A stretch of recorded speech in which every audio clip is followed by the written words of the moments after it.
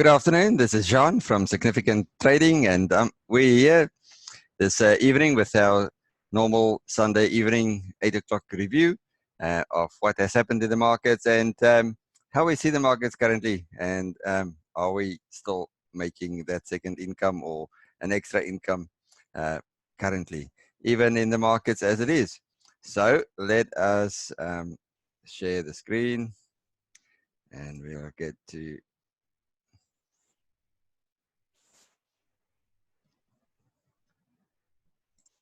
that one, and there we are. Great. Let me just move myself a little bit, and here we have the Dow Jones. So we'll start just with a review what is happening currently as we are focusing on the American market. I will concentrate mainly on the indexes and shares that is in the American market. So just to remind you that I'm not a financial advisor, and anything that I'm saying is not advice to go and buy shares. It is to try and get your interest in the stock market so that you can see that even when everybody shouts doom and gloom, it is a good time to be in the markets. And last week was specifically a very profitable one for me, and also people that are with me. So here we are, because we have a system and we have a specific strategy, and that is what is very important. If you have a strategy, then you have a plan. If you have a plan, then you plan to win.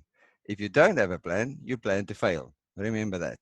So here it is. So a plan must, trading wise, must give you a specific entry point for a share or a group of shares that you think is going to be profitable. So it must give you an exit point as well.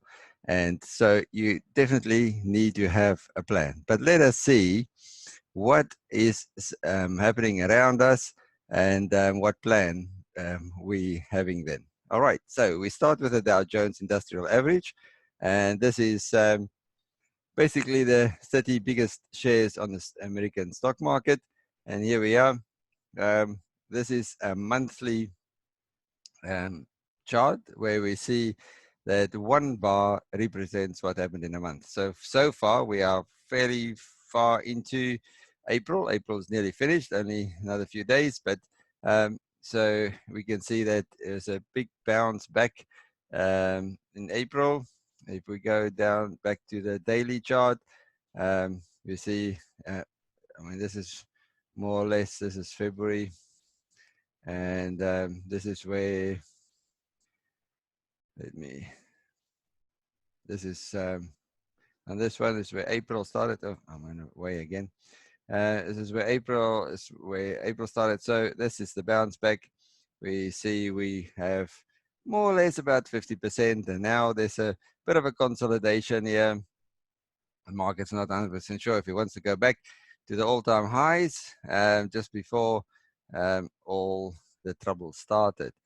Just to remind you, the trouble didn't start just with the coronavirus, but it actually started way back last year in September, and the Fed started to bail out and lower interest rates and all sorts of things. So the coronavirus and the effects of that, the pandemic on the world, is just basically accelerating the trouble that was already in the markets. I'm just going to move myself out there. All right, so here we go. This is a Dow Jones, then one of the major indices that we are watching. So we can see a little bit less volatility, and we'll see the volatility again as well. And then we can go to the S&P 500, where we have the bulk of the shares. Well, there's a lot of shares, but here's 500, and more or less the same. Pretty much looks same, bounce back around about 50%. And if we look at the Nasdaq, and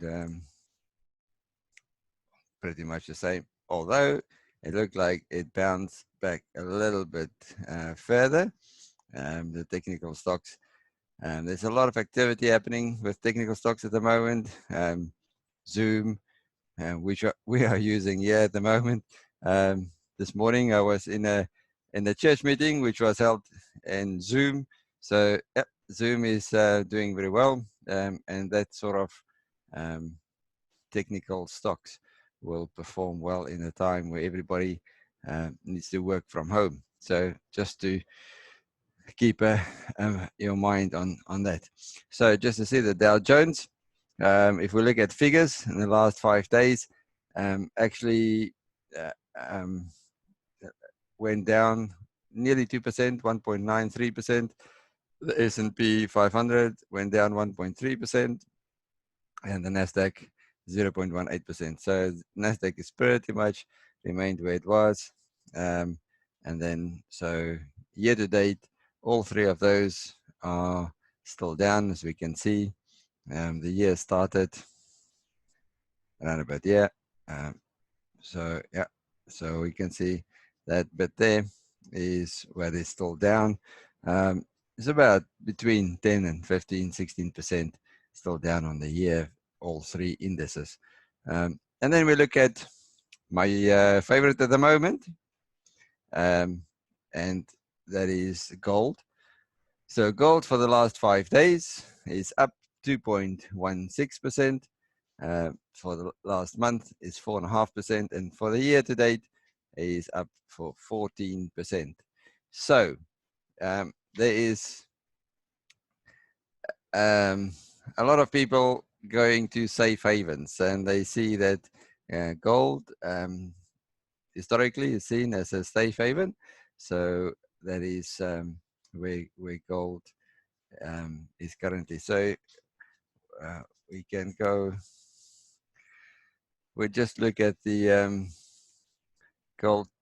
I'm going to talk about a little bit more about gold, but this is the gold futures, and we can see a lot of volatility because there's a lot of profit taking every time it rises. There's liquidating, and then it goes up again, and a little bit more, and so we go on. And on Friday there was profit taking again. So, but overall, it is slowly but surely climbing. So if the gold price goes up, then that will have an effect on the certain stocks, and we will have a look at that as well. So let us just quickly go back, look at the CNN Fear and Greed Index, and last week it was at 43.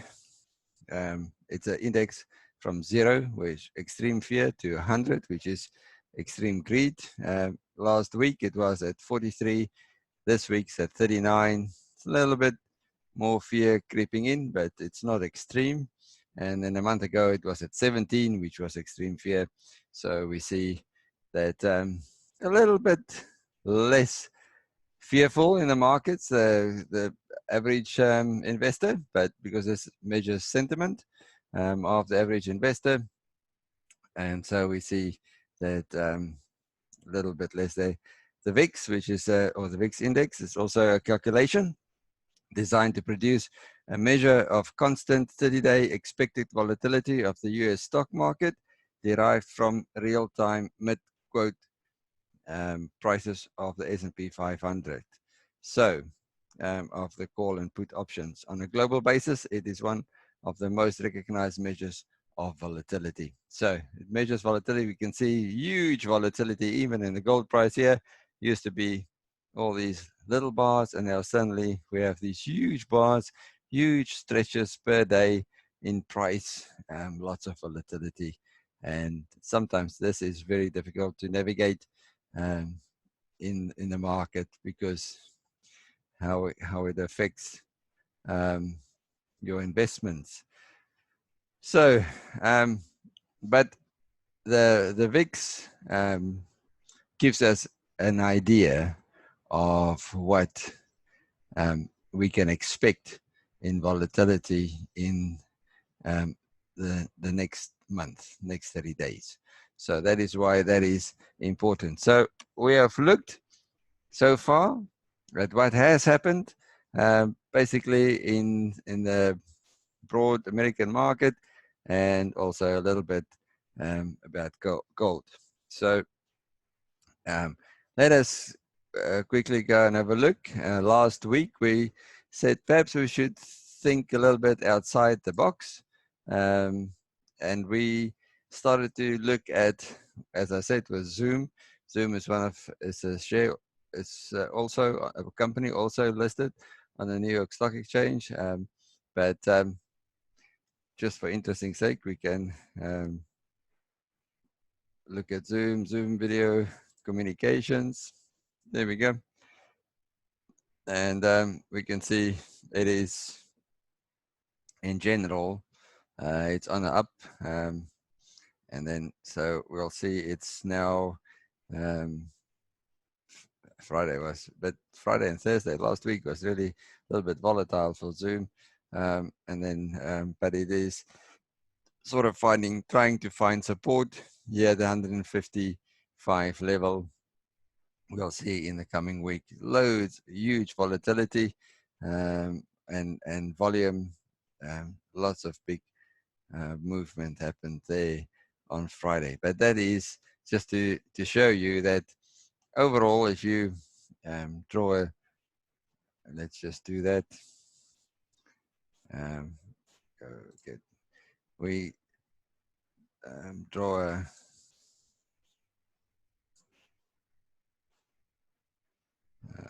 let's just get that one again.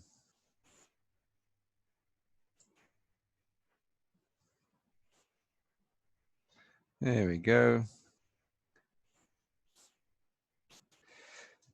So it's the overall trend is up, and so that is Zoom.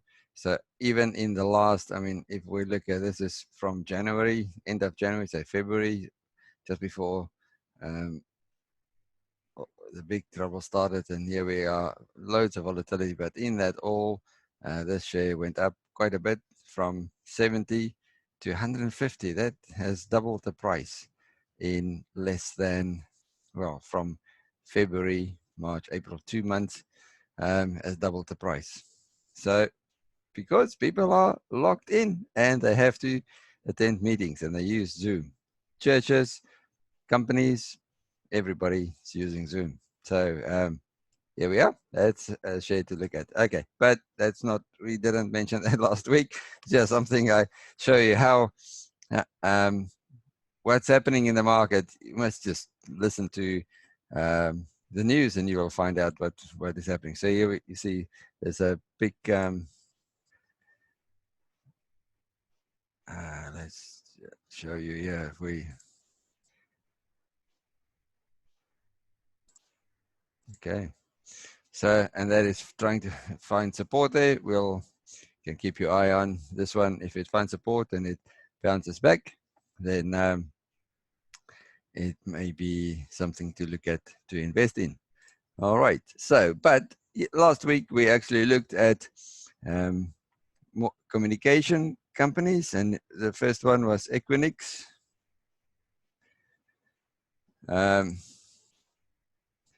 And what has happened, there's a lot of consolidation. In actual fact, Equinix is down 1.4% for the week, but you can see there wasn't too much happening there. But that is something to keep an eye on. Also, if you just look overall, it is on the up. So it is still a little bit finding consolidation here. It's forming a bit of a block there. If you go from there, so it's maybe a flag, who knows. Anyway, so, and which may be a continuation pattern, but if you really want to go analytical, but let's see what this one is doing. It doesn't really want to make up its mind at the moment, but it is something. It didn't go down really majorly. So if you look at the Dow Jones, went down 1.9%. This one down 1.4%. So it's more or less in step with the, or if this one's on the S&P 500, it's 1.3%. So it's in step with what has happened in the indices. Okay. The other one we looked at was SBA Communications. And there we go. Pretty much the same, went up, and now it is just forming a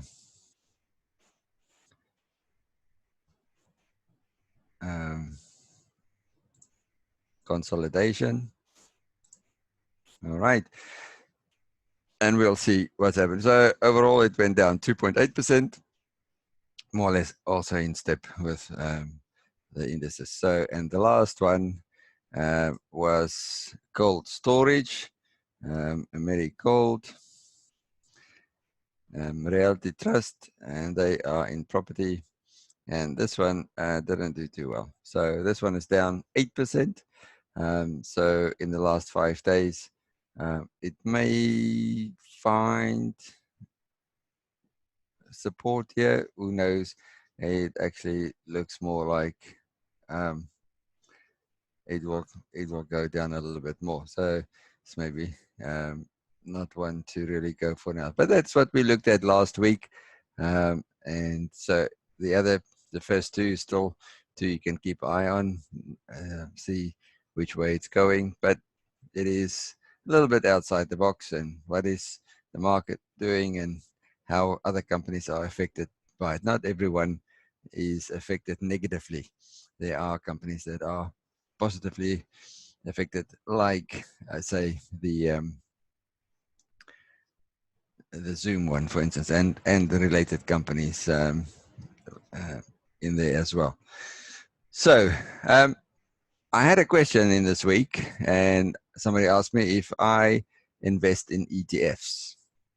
So what is an ETF? ETF, the letters ETF stand for Exchange Traded Fund. And just like a stock, it is traded on the stock exchanges.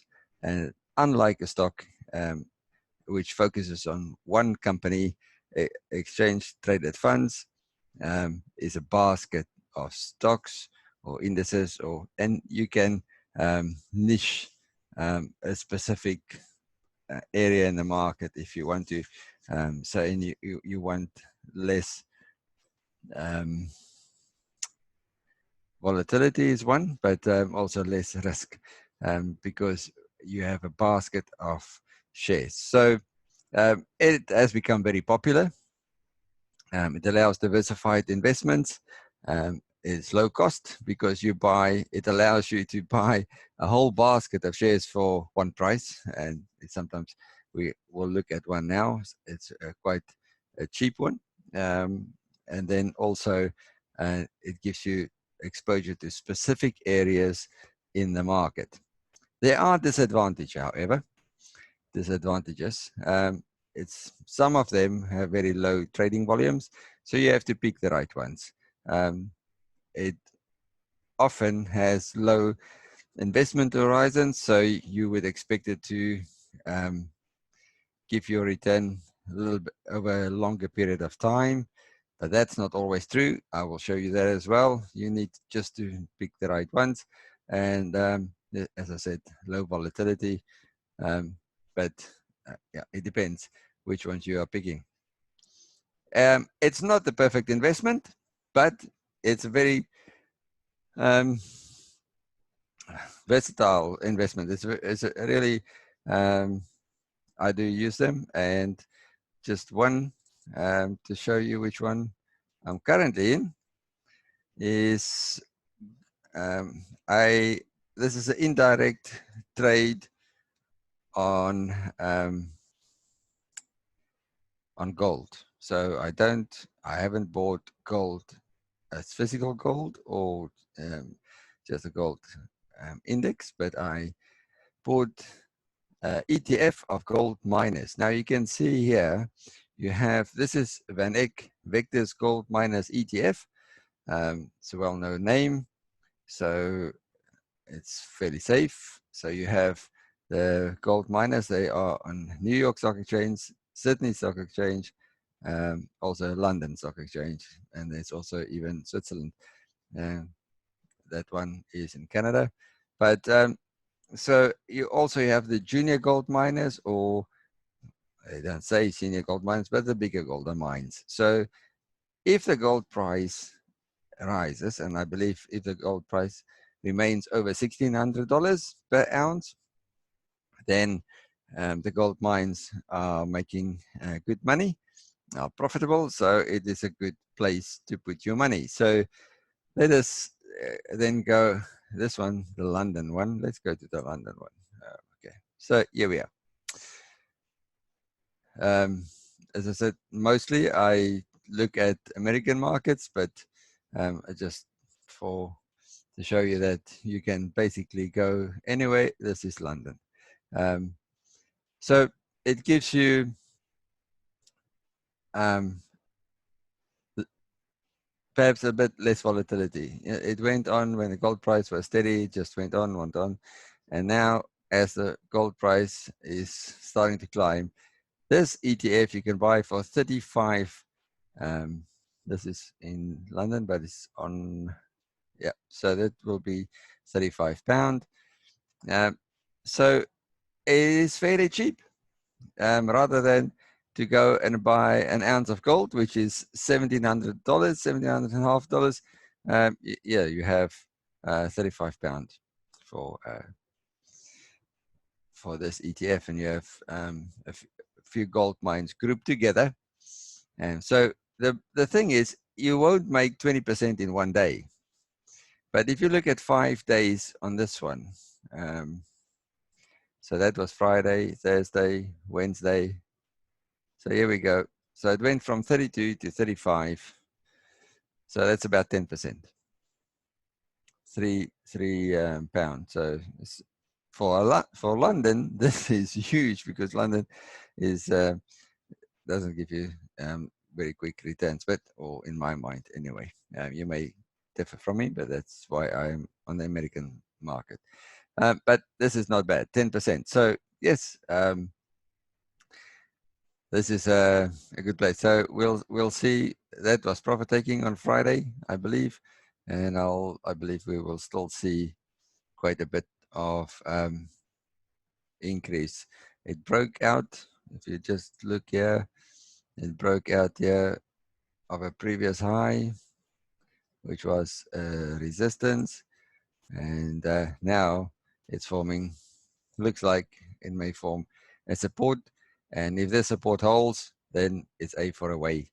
So when this ETF goes past 37 pound, it's something to look at. Currently, I am invested in this one, and so my account is quite positive.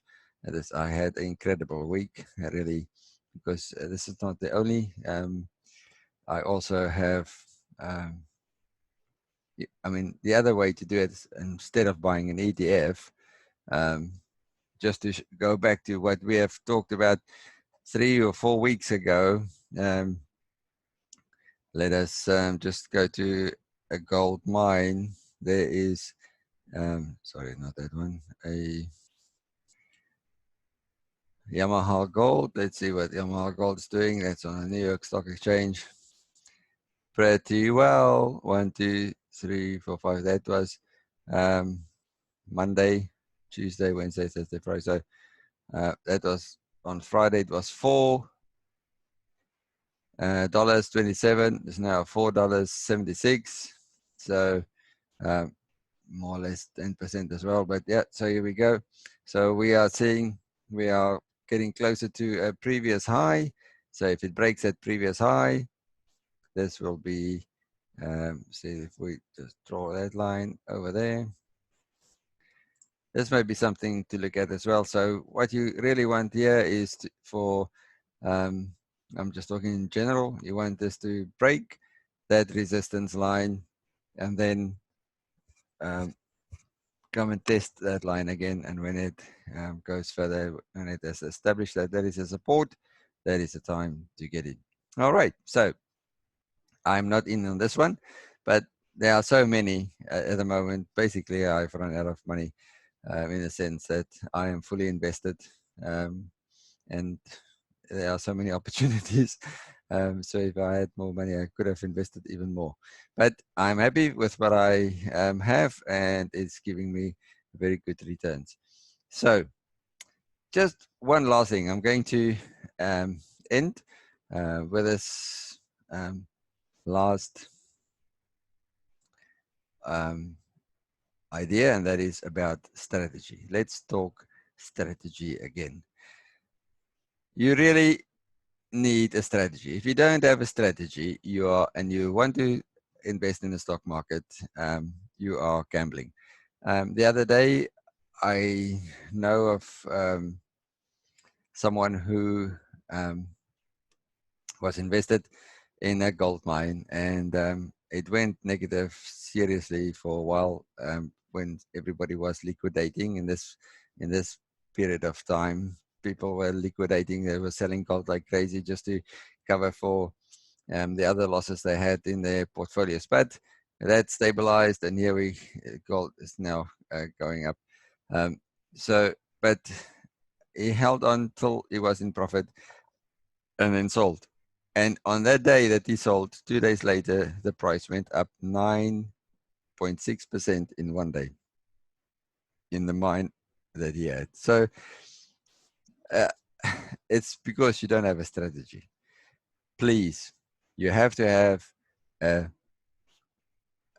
strategy that is tested in all markets and in all conditions. It needs to be in stocks. I can trade this in my strategy in Forex, and I do, since we have a bit more time at home, and I trade the strategy in different time frames. 5 minutes, I enjoy quite a bit, and and one of the people in the group did the other in 15 minutes, and is basically profitable in that as well. So the first trade he did in 15 minutes gave him 45 pips. You need a strategy. A strategy gives you entry points, specific entry points, not guessing. Strategy gives you exit points. Doesn't matter what the market is screaming. If it tells you to get out, you out. And it completely remove guesswork and gambling. We are not gamblers, and it should work in all markets. That is a good strategy, and in different time frames. So that is what I want to say about strategy. This is more or less the market at the moment. Remember that we are still on the fear side, so there's still a lot of volatility. The VIX is still a little bit high. 35 is still high, although it's half of what it was a few weeks ago. So remember that if you have a good strategy, then use it. You don't have to get out of the market. If you don't have a strategy, then go and check us out. We have on the website, on LinkedIn, significanttrading.com is our website. You can have a look there, and or contact us. You can give us a message on LinkedIn or on any of these social media, Facebook as well, and we can be in contact and see how and if we may be able to help you to obtain a profitable strategy. All right then. So that is me for today, and I hope you have a good week. Stay safe, and let us see what the markets are doing this coming week. Thank you for watching. Bye-bye.